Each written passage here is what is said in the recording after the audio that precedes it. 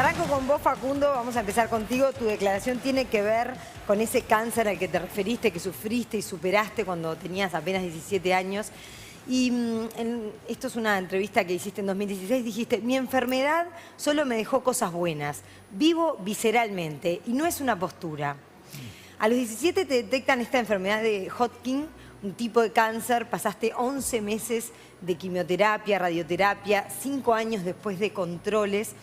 ¿A qué te referís con eso de vivir visceralmente? ¿Qué sacaste? ¿Qué te cambió? No me acuerdo el contexto de la nota, pero me parece que tiene que ver con que muchas veces a una persona que le pasa algo en la vida, algo puede ser la pérdida de un ser querido, un choque, lo que sea, pero es algo que es un punto de inflexión como muchos tenemos durante toda la vida.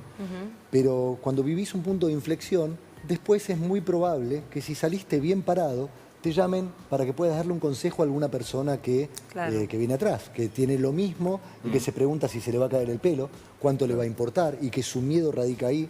Entonces vos, que ya lo viviste, podés contarle a los padres cómo lo viviste y podés contarle a esta personita cómo lo viviste. Esta persona te va a ver abrir la puerta y no te va a tirar un zapatazo diciendo vos no sabés de lo que hablas, porque vos sabés de lo que hablas.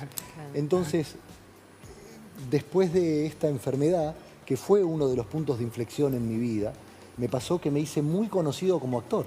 Y al ser muy conocido como actor, un día alguien supo que yo había tenido esta enfermedad y lo contó. Y cuando lo contó, se empezó a enterar mucha gente que después tenía algún familiar y siempre tenés ganas de darle una mano a la persona que tenés al lado. Una madre se desespera por darle un buen consejo y nadie te va a dar un mejor consejo que la persona que tuvo algo parecido y que además salió adelante. Entonces creo que aquel cáncer tuvo sentido después en los años cuando me da el poder a mí de tener derecho de abrir una puerta para decir, vengo a decirte algo. Y no te van a decir vos no sabés de lo que hablas, porque vos sabés de lo que hablas. Y es muy importante un buen consejo a veces, que tiene tanto poder como la mejor quimioterapia y el mejor tratamiento que te puedan dar. Es increíble, Facundo, cómo también en ese momento te acompaña tu mejor amigo de una forma muy particular y cómo se da una cosa que es increíble, que los dos deciden hacer como un testamento, él acompañando, y lo que pasa después es una historia tremenda, sí, es tremendo. Yo tenía este amigo, mi amigo, y resulta que éramos los dos, teníamos este problema de que no levantábamos la vista. Nos juntábamos nosotros, él escribía como los dioses, hubiera sido Borges, te lo juro. Y yo dibujaba, y dibujaba, y él quería ser escritor y yo iba a ser dibujante. Él iba a ser trompetista, yo iba a ser saxofonista, y ahí íbamos por la vida. Espalda con espalda, Me agarra esta enfermedad, y aparece mi amigo un día en casa con la cabeza pelada, cuando a mí se me cayó el pelo, en una época en la que no se escuchaba mucho de eso. Y cuando abro la puerta y era él que estaba pelado, y me dice, te vengo a acompañar. Ay, mi amor. Qué gesto impresionante. Sí. Y además en una época en la que si vos caías pelado al colegio, era el objeto de bullying para el resto de la carrera. Y no le importaba nada. Y nunca le dijo a nadie que él había hecho eso por mí. Me lo dijo a mí, me afectó la cabeza para acompañar. En charlas de hombres de 17 años, porque nosotros los vemos niños o jóvenes o adolescentes, son hombres adultos de 17 años, que hablábamos de qué pasaba si yo me moría. Y que él decía, yo tampoco tengo la vida atada ni comprada, entonces yo podría morir también. Escribimos nuestro testamento porque estuvimos de acuerdo que... Y no teníamos nada, nos dábamos cuenta que era terrible. No hay nada para dejar, no teníamos nada. Yo tenía mis dibujos y él tenía una cruz que tenía puesta en su cabecera de cama, tras la cual, como secreto, escribía los títulos de las cosas importantes que le pasaban. Tenía media cruz escrita. Me recupero yo de mi linfoma y muere él de un aneurisma. Es increíble el cuento. Y el dolor que habrá sido para vos también, tan chico, ¿no? Ni hablar. Tremendo. Pero me llama la madre, Pato, que es como mi madre, y me dice, escúchame, necesito hablar con vos porque hay un testamento de Cali. ¿Cómo es posible que él tenga un testamento? Y ahí le conté y le mostré el mío. Y le dije, mirá. Me dice, bueno, te dejó... Ay, la cruz. No, es impresionante. Teníamos 3 cosas cada uno y me había dejado esa cruz y se la devolví hace muy poquito tiempo. ¿Se la devolviste a la mamá? Se la devolví a la mamá. Sí, le dije, mirá, te va a gustar tenerla. Y me dijo sí. Todo lo que ella no quería tenerla en ese momento, ahora la aceptó con toda su alma. Es que las cosas van teniendo sentido. Claro, sabés que esto es muy importante, esta declaración para la vida. Y me parece que es...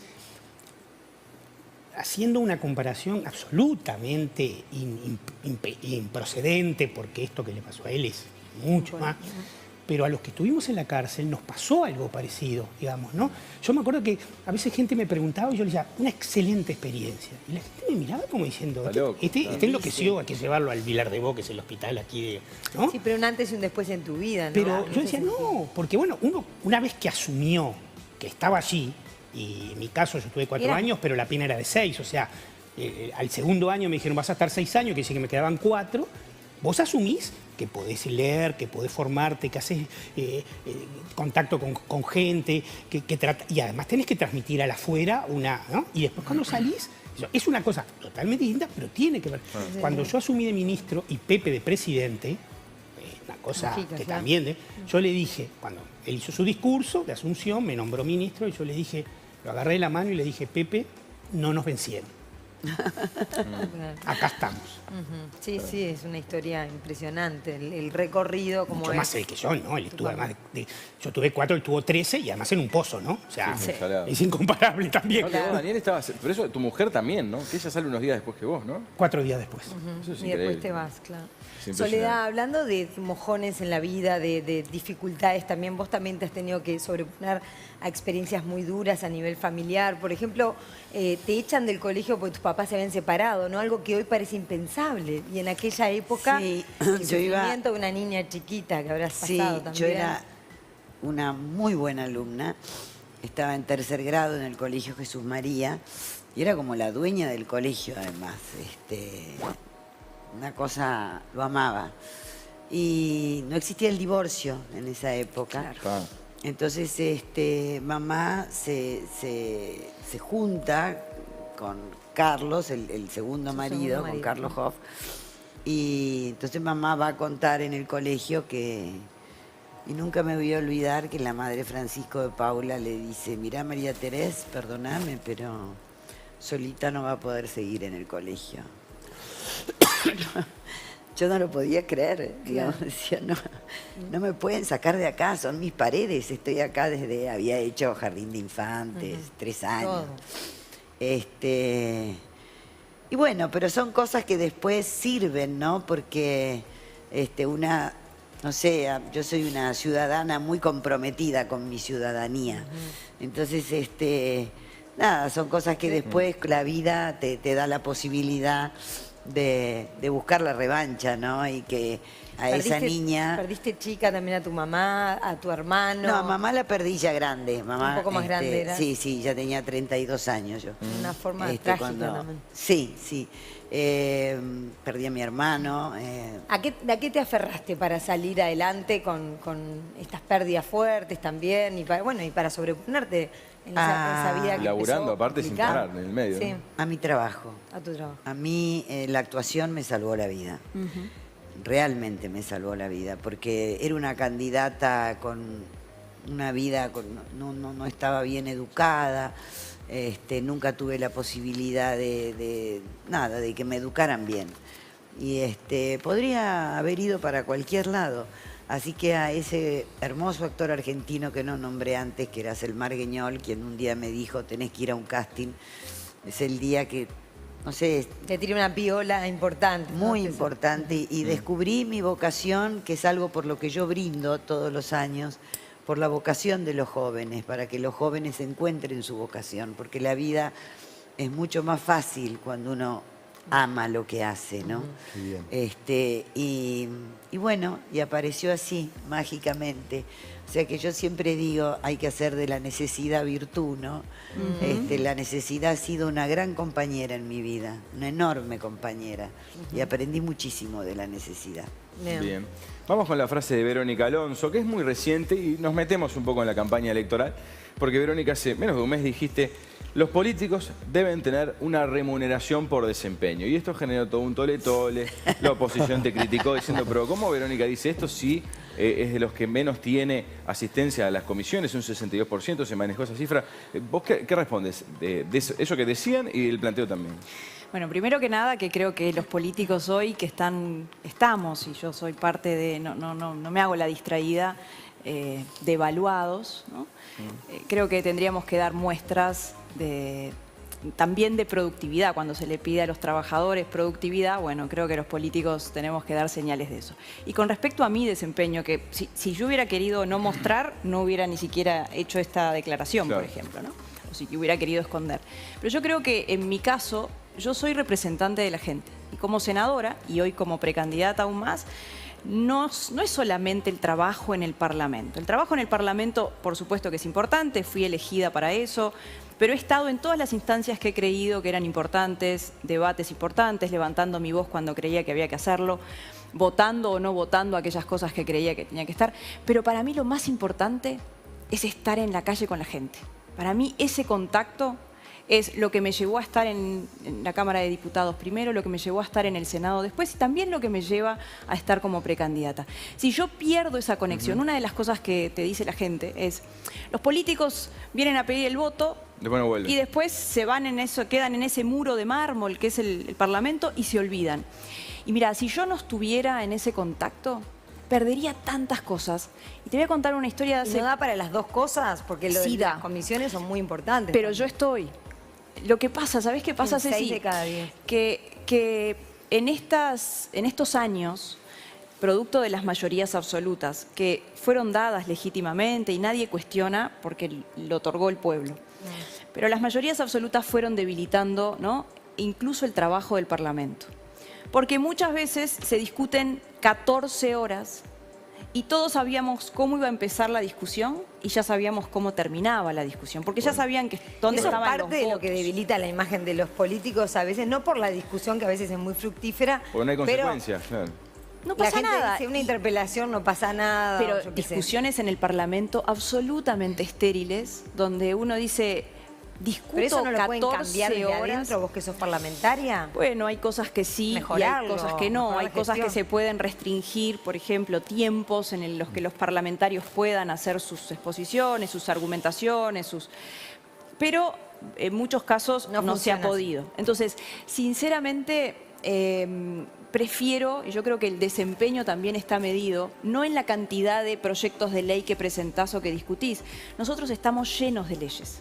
Tenemos un marco normativo gigante y en esto no alcanza con tener proyectos de ley. ¿Las leyes se cumplen? Esas leyes, mira, hace unos días iba a contar una historia, ¿no? Recorriendo uno de los barrios en Salto, uno de los departamentos más al norte del país. La otra semana vamos a Salto después de hacer un departamento muy lindo. Pero hay zonas muy feas también, ¿no? Hay zonas muy tristes y muy dolorosas todavía en nuestro país. Y es un asentamiento que se llama el barrio La Amarilla. Y ahí una mamá con 6 gurises, se llama Marisa, me dice, gracias por venir, gracias por estar. Pero también dicen, Verónica, vienen en campaña. No, pero esto te estoy contando, yo Cecilia, nunca dejé de estar. Por eso también el reclamo, por eso también la crítica o la queja. Y esa mamá me contó una historia que si yo no estuviera ahí, primero el abrazo de estar, ¿no? Y después esa mamá me contó, yo tengo 6 gurises. Y hay noches en los que no tengo un plato de comida para los chiquilines. Pero siempre hay algún vecino que tiene la solidaridad y me trae un plato de comida para ellos. Pero lo peor de la pobreza, me dice ella, no es no tener un plato de comida, porque eso se soluciona en esta solidaridad del barrio. Es la soledad. Lo peor de la pobreza es creer que nunca se va a salir de ella. Y yo no quiero eso para mis hijos. Yo quiero que ellos crean que pueden salir de esta situación. Si yo no estoy ahí y estoy sentada en el Parlamento en unos sillones súper cómodos, con aire acondicionado... Pero el tema también es llegar al Parlamento y ejecutar algo, y ¿no? Bueno, es que en el Parlamento, producto, yo he aprobado leyes y he mejorado leyes vinculadas, por ejemplo, a la ley de adopciones. Pero eso es porque estuve recorriendo las instituciones del INAU para eso. Si yo no hubiera estado ahí, seguramente no hubiera entendido cuando se aprueban leyes que son números, que son expedientes, que atrás de esos números hay chiquititos que están esperando años y no encuentran una familia que los quiera. Porque en realidad los trámites y las burocracias. Entonces, ¿a qué me refiero? Tiene que haber un equilibrio. Por supuesto que es importante estar, pero en este tiempo especialmente, y déjame terminar esto, en este tiempo especialmente, a veces el Parlamento sentís que hay, a mí me ha generado impotencia. Sentís que estás allí discutiendo y debatiendo y eso no termina en nada ¿Qué producto de pensás, esas Daniel? mayorías. Perdón, ¿qué porcentaje de pobreza tiene Uruguay? 7,9. Pobreza por ingresos, porque viste que está la pobreza por ingresos y la multidimensional, que incluye precariedad de vivienda y eso. La de ingresos, que es la que mide el Instituto de Estadística y la que CEPAL compara, en Uruguay es 7,9.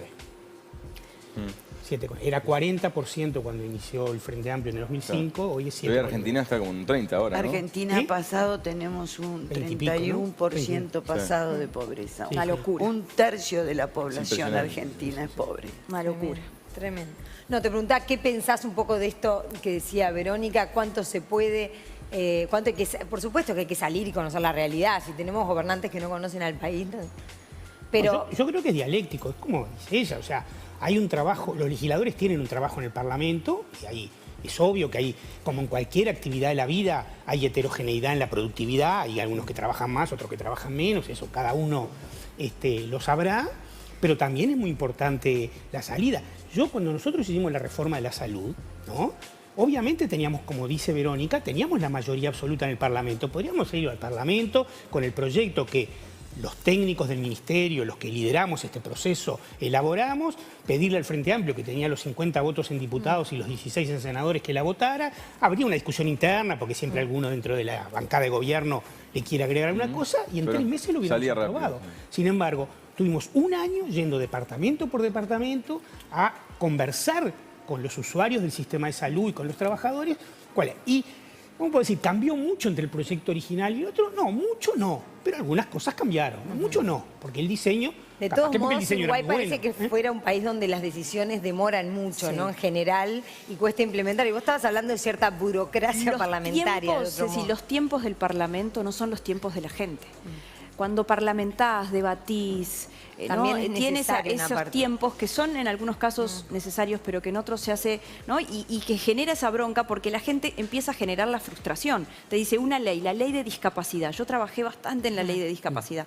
Entonces, la gente está esperando que eso se traduzca en un beneficio positivo para ellos. Por supuesto, y que eso impacte no su llega. vida, porque si la ley sale cuando ya la persona no está sobre esta tierra... Y ni te quiero hablar de esto que decía recién, de los tiempos para los bebés que están esperando, que un día en la vida de un bebé es mucho tiempo. Imagínate 1 año, 2 años, 3 años para lograr que se logre una adopción. Por ejemplo, por mencionar...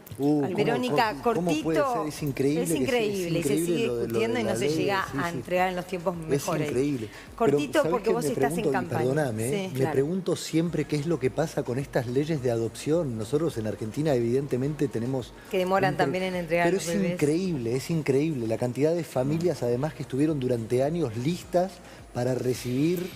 Sí, no se sientan solos porque acá también es un proceso que ha sido demasiado perverso. Yo he trabajado, intentamos acortar plazos en leyes, intentamos establecer responsabilidades en el Poder Judicial, en el instituto que tiene la responsabilidad.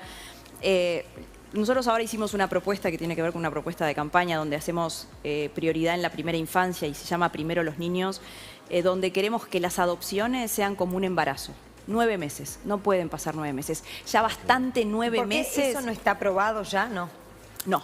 ¿Y por qué no? No. Estamos terminando las legislaciones. Nosotros mejoramos una ley, mejoramos la ley de adopciones, pero a veces una ley no alcanza. Necesita compromiso de quienes llevan adelante la tarea. Y el INAU, desde mi punto de vista, no ha cumplido como corresponde, porque termina siendo juez y parte y no es justo. Una pregunta política, que estás en plena campaña. Las encuestas te dan atrás de la calle Pou, Larrañaga, Sartori. Vos has dicho, se abre una puerta para un segundo lugar. ¿Esto quiere decir que estás pensando en acompañar la fórmula de alguna esperanza o alguna señal clara desde ese lugar? Mira, si es los un lugar votos, que quisieras tener. Para mí lo más importante, así como en el fútbol son los goles, en la política son los votos. Si yo tengo el apoyo de la gente y tengo los votos... Bueno, pero estás teniendo menos apoyo y menos en esta campaña, según las encuestas, que el resto de los precandidatos. Lo que pasa es que, ¿cuál es el apoyo? Si lo medimos por las encuestas en una interna, que no son obligatorias, son muy dinámicas, ¿no? Entonces, con márgenes de error muy grandes. La encuesta que vale es la del último domingo de junio, y nosotros sentimos en el caminar, en el recorrer, en el escuchar, que tenemos un apoyo, que sentimos el apoyo de la gente. ¿Cuál va a ser el lugar? lo vamos a saber el último domingo de junio. Miren la última elección, la elección pasada. Sí, el que era favorito, no, en la elección de el favorito, que era Jorge Larrañaga, perdió. Sí. Entonces, es muy dinámico esto. Yo ya dije que voy a estar en el primer lugar, en el segundo, en el quinto o en el décimo, voy a tirar del carro porque quiero a mi país, porque creo definitivamente que podemos cambiar muchas cosas y porque estoy para ayudar y hacer que las cosas se hagan.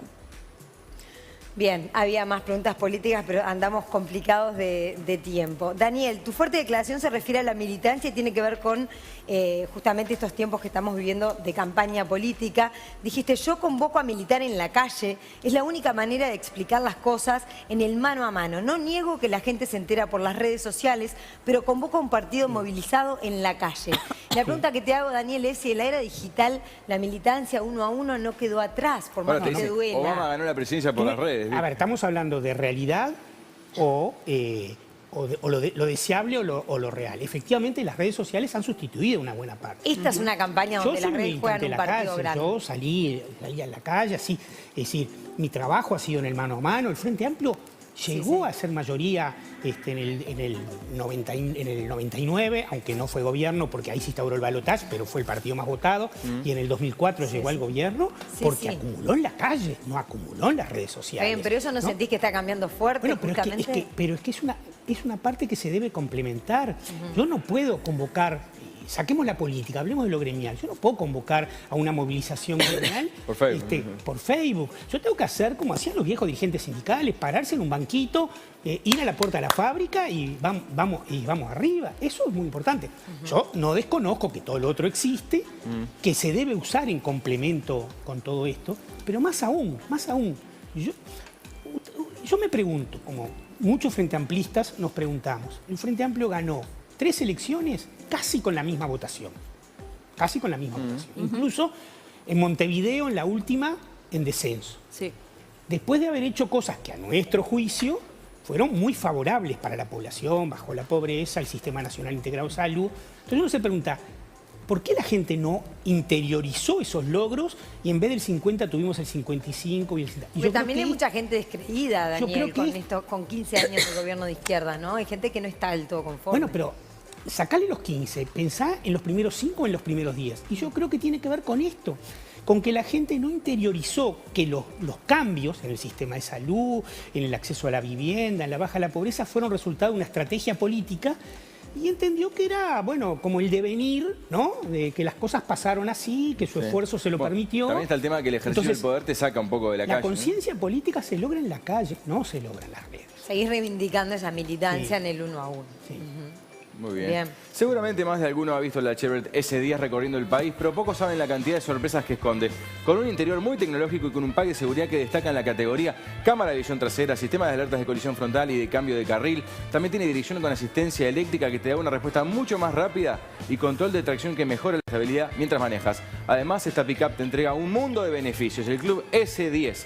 Beneficios como descuentos en hoteles, tiendas de ropa y restaurantes, descuentos en servicios, regalos de la marca, test drive personalizados y mucho más. Si ya tenés una S10 en casa y querés acceder a todo esto y más, solo tenés que registrarte con un concesionario Chevrolet o en chevrolet.com.uy. Y si no tenés una, ¿qué estás esperando? Poder, diseño y ahora un club de beneficios. Comenzá a disfrutar de los grandes beneficios que ofrece el Club S10 para que nunca dejes de avanzar. Chevrolet, find new roads. Tanda, la Gema se repone. Ya volvemos con más, algo que decir. Y haber viajado una